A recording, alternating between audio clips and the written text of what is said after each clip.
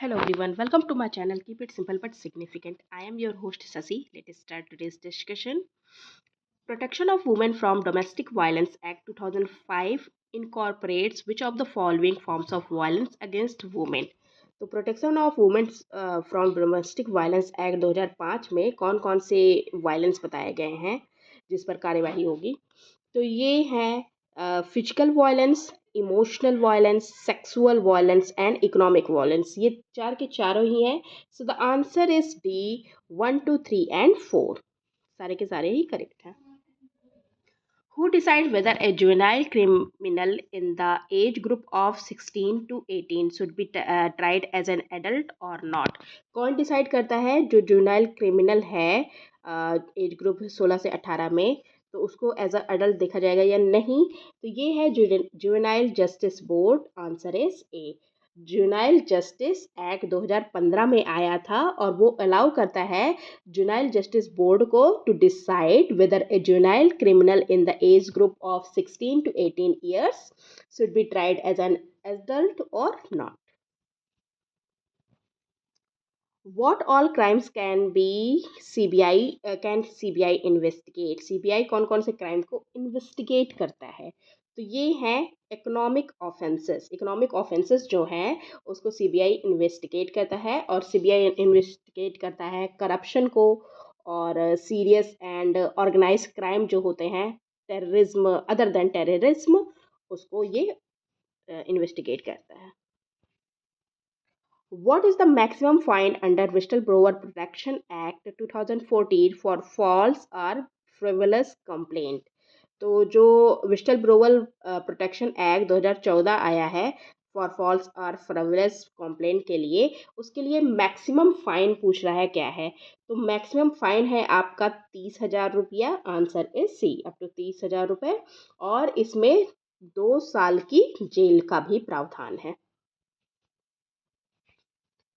Who amongst the following is associated with judicial activism in India? Judicial activism जो है India में, उससे कौन कौन एसोसिएटेड है? तो जस्टिस पीएन भगवती तो इसके पितामह कहे जाते हैं। जस्टिस ओ सिन्नप्पा रेड्डी ये भी हैं, डीए देसाई भी हैं। तो सारे के सारे ही करेक्ट हैं। सो the answer is D, all of the above. Which of the following article prohibits the employment of children in factories and hazardous industry? Children के एम्प्लॉयमेंट के बारे में बात हो रही है। फैक्ट्रीज में, हैजार्डस इंडस्ट्रीज में प्रोहिबिट किया गया है। ये आर्टिकल है आपका आर्टिकल 24। ये हमारे आर्टिकल 24 में दिया गया है कि बच्चों को एम्प्लॉय नहीं किया जा सकता है जो फैक्ट्री और हैजार्डस इंडस्ट्रीज हैं वहाँ पे। The Central Vigilance Commission submits an annual report on its activities to CVC। Central vigilance commission जो है वो अपनी एनुअल रिपोर्ट सबमिट करता है किसको? Ministry of personnel public grievances and pensions को। Answer is B. Which of the following are the features of federal form of government? Federal form of government के features कौन कौन से हैं? तो division of power between national and regional government, मतलब national government जो centre में है गवर्नमेंट, जो स्टेट में है गवर्नमेंट, दोनों के बीच में पावर शेयरिंग, पावर डिवीज़न, ये बिल्कुल ठीक है। रिजिड कॉन्स्टिट्यूशन होता है। कॉन्स्टिट्यूशन में भी सुप्रीम और नॉट, नहीं, कॉन्स्टिट्यूशन हमारा सुप्रीम होता है। ये स्टेटमेंट आपका गलत है। डुअल गवर्नमेंट तो डुअल गवर्नमेंट होती है, एक सेंटर में एक स्टेट में। तो इसमें करेक्ट ऑप्शन पूछ रहा है। ऑप्शन करेक्ट है आपका सी, 1, 2 and 4। Which of the following are the demerits of the presidential form of government? Presidential form of government की डीमेरिट्स पूछ रहा है। ओके, क्या क्या बुराइयां हो सकती हैं, यही पूछ रहा है। Conflict between legislature and executive, जब प्रेसिडेंशियल फॉर्म ऑफ गवर्नमेंट होता है तो लेजिस्लेचर और एग्जीक्यूटिव के बीच में कॉन्फ्लिक्ट होते हैं, बिल्कुल ठीक है। Non responsible government, responsible government नहीं होती, बिल्कुल। May lead to atrocity, autocracy, autocracy को लीड कर सकता है, ये भी ठीक है। नैरो रिप्रेजेंटेशन मतलब जैसे पार्लियामेंट्री फॉर्म ऑफ गवर्नमेंट होता है, तो हर स्टेट की अपनी रिप्रेजेंटेशन होती है। यहाँ पे नैरो रिप्रेजेंटेशन होता है, ये भी बिल्कुल ठीक है।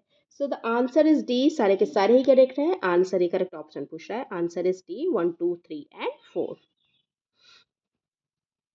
The following years a national emergency has been proclaimed so far. कौन कौन से ईयर में नेशनल इमरजेंसी लगी थी? तो देखिए, ये लगी थी 1962, 1971 और 1975 में।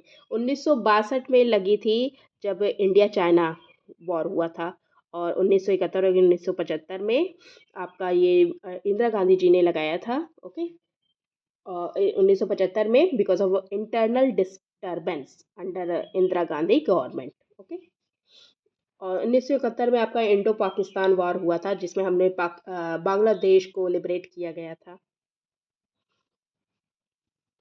That's all for today. If you like my video, please do like, comment, share and subscribe. Thank you.